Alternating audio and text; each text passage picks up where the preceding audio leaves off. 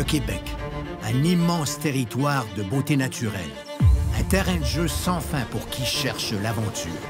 D'innombrables montagnes, rivières et lacs dessinent un pays d'émerveillement infini. À l'évidence, le Québec est une province à explorer. 24 passionnés réunis au Témiscamingue, à l'extrême ouest du Québec, pour se mesurer aux éléments. Ils parcourront 75 km de course, en rando, en vélo et en canot.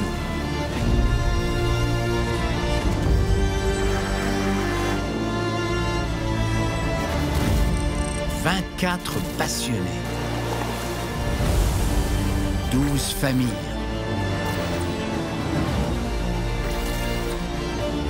une seule gagnante. »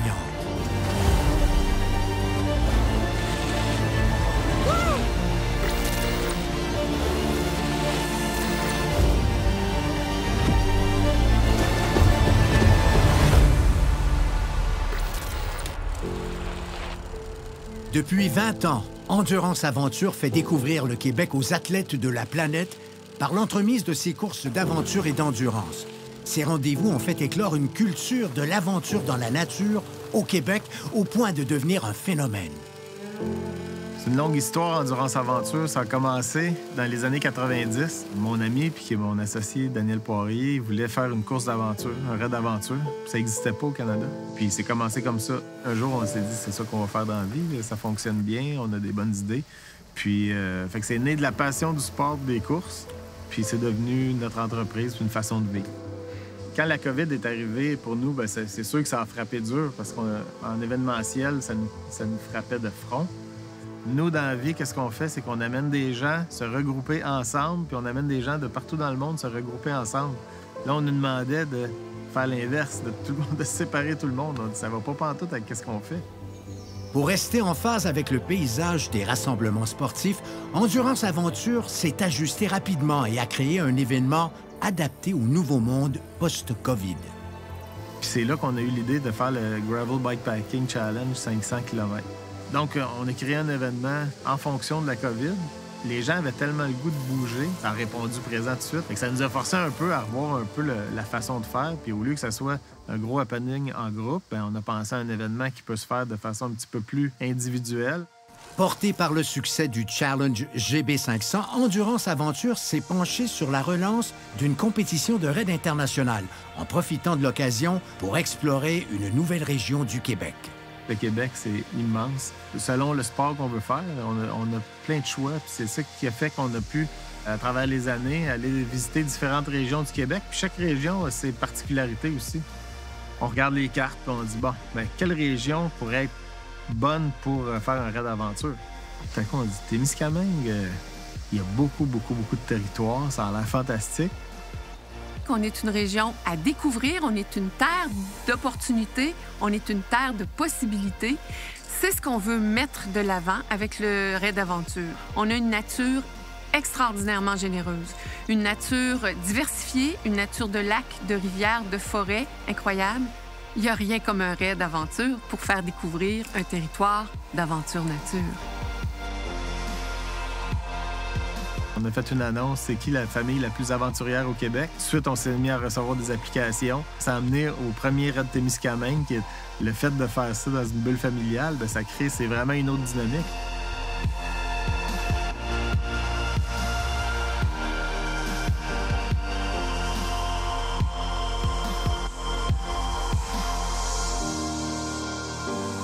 On vous présente le Témiscamingue sur un plateau d'argent. Bienvenue chez nous.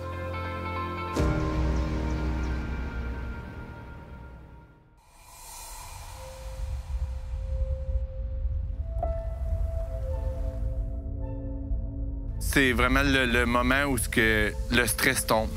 On voit les canaux, on voit l'eau, le monde autour de nous. Rendu là, j'entends plus la foule. Ces coups sont là, ils nous encouragent, mais c'est vraiment là, le stress tombe. Puis je sais que c'est là ça commence. L'aventure s'en vient, là. La course commence, tu sais jamais quel niveau sont tous les autres athlètes. Fait que oui, tu as des espérances. Tu y vas toujours aussi d'une façon safe. Tu dis, regarde, On est venu ici quand même pour s'amuser. C'est un défi, c'est le fun, on veut en profiter. Mais dès que la course commence, bien, l'effet compétition embarque. Avec le temps, quand je me suis rendue à l'université, j'ai commencé à faire beaucoup d'escalade puis de haute montagne. Donc moi, j'ai un gros background d'expédition de haute montagne un petit peu partout à travers la planète. Quand j'ai rencontré Stéphane, on a continué à faire un peu de haute montagne. Puis après ça, on a vraiment switché sur les sports d'endurance. Donc vélo, course, triathlon longue distance. Donc on a plusieurs marathons à notre actif, quelques raids d'aventure, quelques courses de longue distance. Donc c'est vraiment ce que moi, j'ai fait là, beaucoup là, dans les dernières années. 3, 2, 1, c'est un départ! Mesdames et messieurs, bien fort, on veut vous entendre. Première édition du Raid Aventure Témiscamingue qui est maintenant en cours. Qui s'engage de Ville-Marie. On vous explique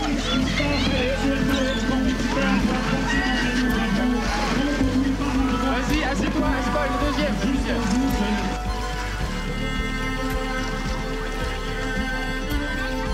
Dans une épreuve comme celle-ci, il faut être très concentré dès le départ. Il est primordial de bien amorcer la course. On ne peut se permettre la moindre erreur. Départ fulgurant. On était à l'extérieur, donc on a quand même fallu qu'on parte rapidement pour s'assurer d'être capable de se replacer pour la bouée. Mais une mauvaise analyse de la carte et probablement une idée préconçue avant de partir. Nous autres, on était sûrs qu'on devait contourner la bouée et revenir au point de départ. Donc, de premier, on est passé à quasiment avant-dernier, puis après ça, on est revenu. Mais c'était la première étape. On avait une erreur à faire dans notre raid, puis on l'a fait en partant. Après ça, c'était correct.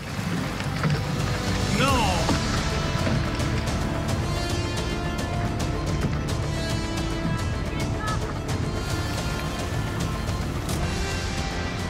Adam et Dan Mallory, premiers à sortir de l'eau, doivent maintenant courir jusqu'au point de contrôle à Ville-Marie. My name's Adam Mallory. This is my father. I'm Dan. I like to think I'm, his twin or his brother, but I am his dad. Yeah. When my brother and my sister turned 18, my father did a mountain with them, and then at some point we said, well, we've got quite a few of them now. Let's try for the 7 summits. I got 3 left. And it's kept me fairly young, trying to keep up to them. Toutes les équipes sorties de la section nautique, c'est maintenant la course pour trouver des points de contrôle dans Ville-Marie.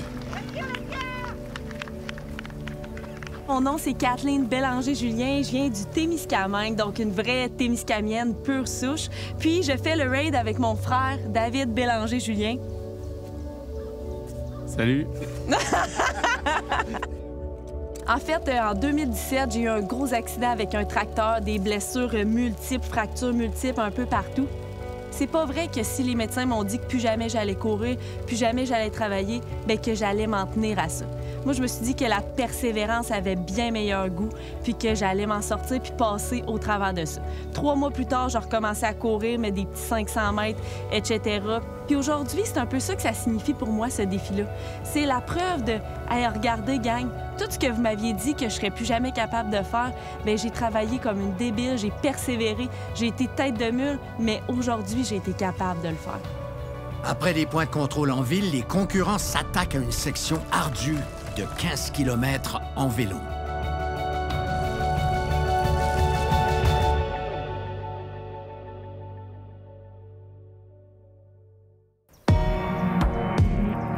Les équipes ont quitté Ville-Marie. La compétition s'intensifie.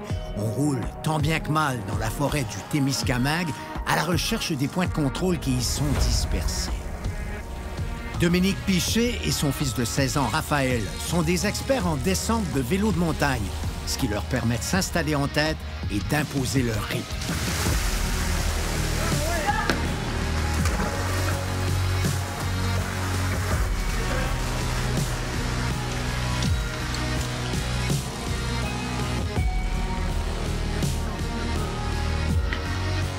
Suivre la rubalie. OK, fait qu'il faut rentrer dans le bois. On pense que c'est du...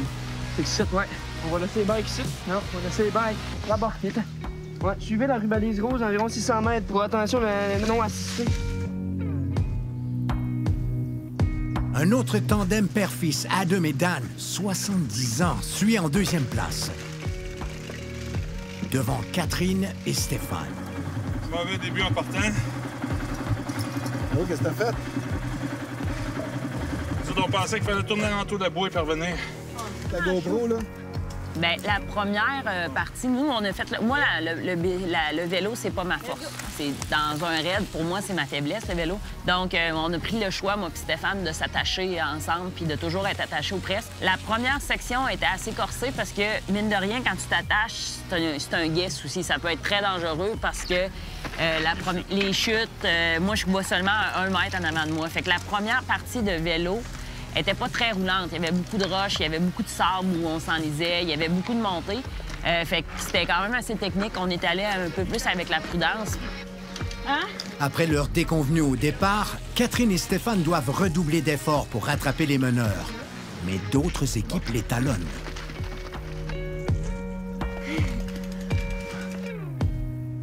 La connaissance du territoire, ça nous a bien aidé pour avoir une vue d'ensemble du trajet. Mais pour les autres checkpoints, qui étaient un peu à l'extérieur de Ville-Marie, bien là, c'était différent parce que même si on connaît bien le territoire, il fallait vraiment regarder sur notre map pour être à la bonne place, puis tout ça. Puis le Témiscamingue, c'est énormément grand. Check la map. Faut-tu qu'on descende ou... OK, là, on est à PC8. Il faut qu'on fasse la boucle. C'est là-bas, en haut, où ce qui monte à l'école. On continue. C'est fou. Donc, il y a des endroits que même nous autres, on a découvert quand on était là. Wow! C'est chez nous, ça. C'est beau.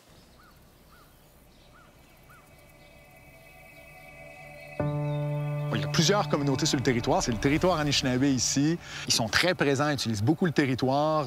C'est des territoires qui sont utilisés depuis des millénaires. Tu sais, ça fait au-dessus de 8000 ans qui sont présents ici au Témiscamingue.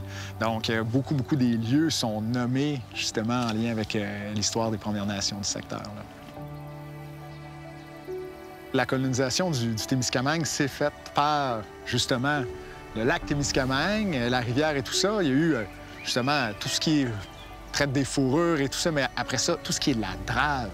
La drave a beaucoup marqué le territoire ici. Donc, toute l'exploitation forestière a pris une part importante, mais aussi le Témiscamingue, c'est l'agriculture. C'est des terres très fertiles qui ont été développées. On voit vraiment le bassin de terre dans le secteur Ville-Marie. Une jeune région, une belle région à découvrir pour le plein air, là, vraiment.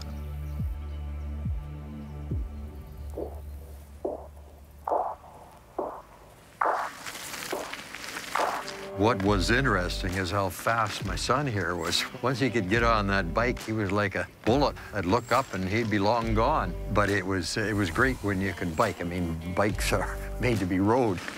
It was interesting because sections you had to carry your bike, sections you had to push your bike, you could ride your bike. So it had all the aspects, made it interesting.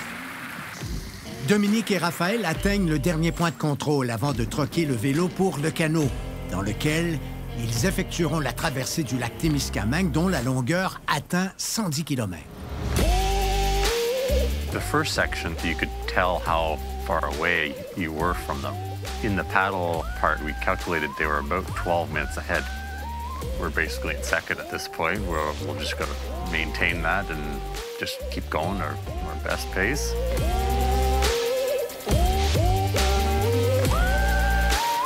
Le canot, quand on est arrivé là, dans la rivière, c'était super smooth. Puis là, dès qu'on est arrivé dans le lac Témiscamingue, là, ça a commencé à brasser. Puis la vague, elle nous arrivait tout le temps du côté gauche, dans le fond du canot. Fait que puis il y avait des bonnes vagues, là. Honnêtement, là, je pourrais pas dire la hauteur des vagues, mais c'était des bonnes vagues. Le plus dur, c'était pas de temps les vagues. On était à l'aise, on était confortable. Il faisait pas froid, finalement. Il ventait, mais il faisait pas froid. Ça a été d'accoster sur la rive, parce qu'il n'y a pas de plage, là. C'est des gros cailloux, là. Donc ça a été plus compliqué. En escaladant la falaise, les concurrents arrivent à un parcours de câble près du sommet qu'ils doivent franchir avant de redescendre vers l'eau et de mettre le cap sur le lac Kipawa. Fait que là, t'es tout le temps, OK, on en est où? Puis on est-tu capable de faire mieux? On est-tu capable de rattraper? Faut pas se faire dépasser. Ça vient te rechercher. Notre passé de compétition est toujours bien présent, jamais bien loin. Ça nous a motivés toute la journée. On voyait que les deux autres en avant étaient quand même beaucoup plus rapides que nous, surtout en vélo. Fait que on savait qu'on avait peu de chances de les rattraper. Mais en arrière, on savait qu'il y avait encore des bonnes équipes proches. On n'était pas venus pour ça. Mais un coup que ça commence, puis quand tu découvres où est-ce que tu es situé dans la meute, là, dans la gang, là, tu te dis, OK, bon, c'est une motivation de plus qu'en bas.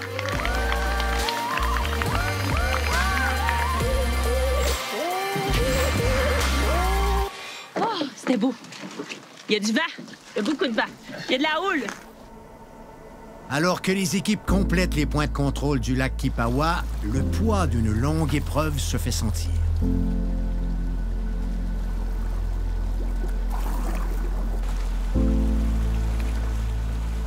Bien, par rapport à mes blessures physiques et tout ça, mon plus gros challenge, c'était vraiment là, ramer là, avec mon deltoïde manquant. C'était vraiment difficile, mais j'ai vraiment travaillé fort. Justement, mon frère me disait que lui, il était en arrière, il fallait qu'il dirige. Mais des fois, vu que je ramais plus fort du côté droit, qui est mon bon côté, bien, lui devait compenser un peu sur l'autre côté.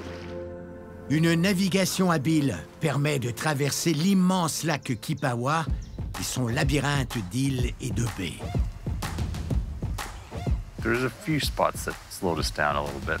There's 6 inches to a foot of water throughout the whole tunnel, and our eyes were used to like bright sun. And then we enter the tunnel. My light's pretty good, and I looked at it like, this thing even on? Because of that, I was pointing the light directly at my feet, so I didn't step on any holes or anything that was unknown. What? Well, look, it's underground.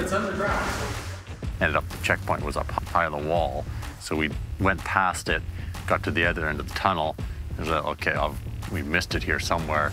So then on the way back, I was shining my light everywhere, and yeah, saw it up on the wall there. And the race was so tight that every minute really counted in this one.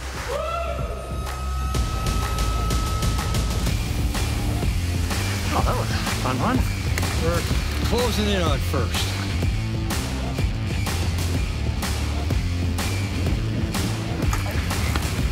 C'est parti. Continuez la course là. Regarde, regardez, c'est là. Continuez la course là, puis allez pogner. Il y a un petit chemin plus loin. Il y a un petit chemin. Once we got on the bike on the second section, we didn't know where they were. Ouais, c'est l'autre bord, OK, là-bas. C'est ça. Là, il faut continuer un peu plus loin. Ça va aller plus vite. Go! Ouais, go, bien. When we got to the trek, the Sentier de Piers trail. Yeah. And we saw their helmets sitting at the start of the trail. And I go, okay, that team is in running the trails looking for checkpoints. And then when we come out of the bush, we still saw the helmets there and realized, aha, we're now ahead of them. That's when the adrenaline kicks in.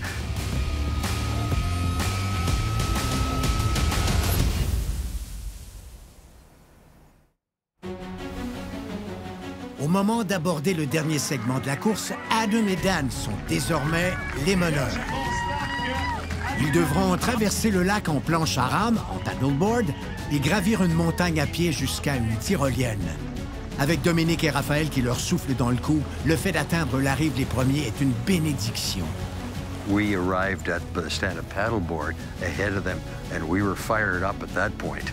It's really important to get to the zip line first, because the next person can't get on the zip line until the person ahead is off. So you've got a few minutes gain on them, making sure you're the first. Malheureusement, une autre erreur fait perdre du temps à Dominique et Raphaël. Ils ont laissé leur passeport à poinçon sur la rive et doivent aller le récupérer.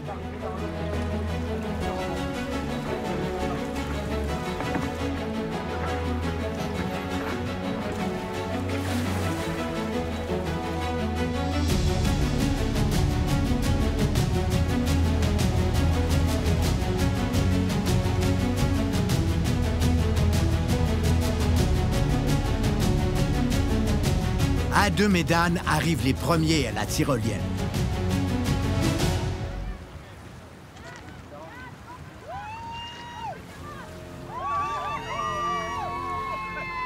Mais leurs problèmes en paddleboard ont ralenti leur rythme. What am I supposed to do? You can pick me up and go down the shore.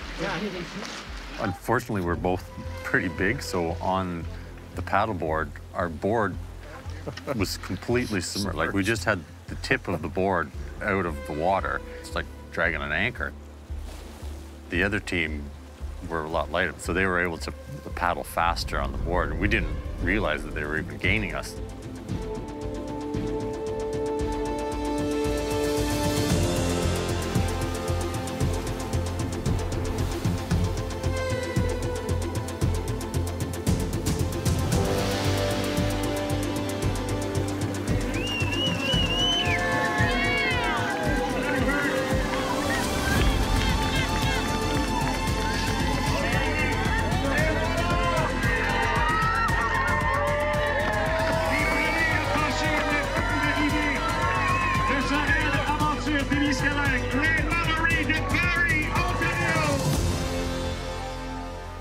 Il n'y avait pas de pression, on ne voyait pas d'autres équipes qui s'en venaient, donc on était vraiment sur, OK, on finit la course, on va quand même finir ça fort, c'est fini. C'est un beau feeling quand même. Déjà, de finir une course, c'est un beau feeling, mais la finir sur un podium...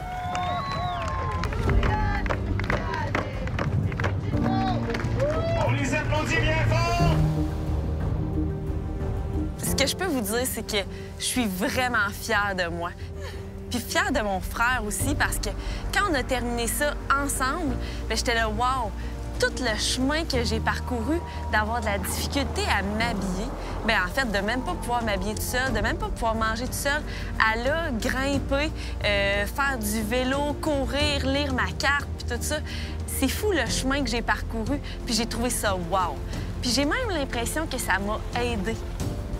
Pour la simple et bonne raison que David, il me trouvait fatigante parce que tout le long, j'ai gardé le sourire, puis on chantait, puis j'arrêtais plus de parler parce que, bien, moi, j'en ai vécu des choses pires que ça. J'ai eu plus mal que ça.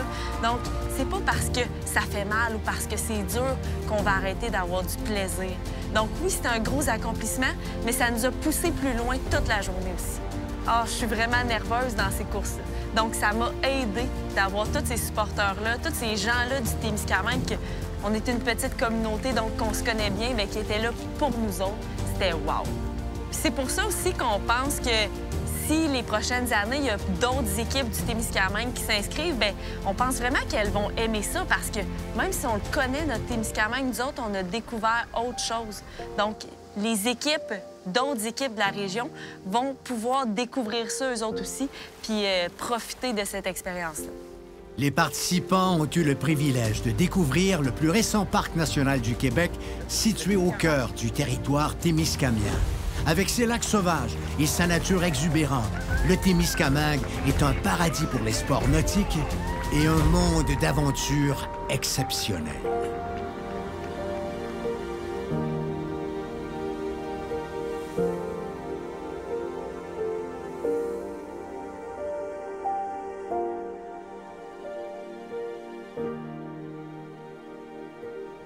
Thank you.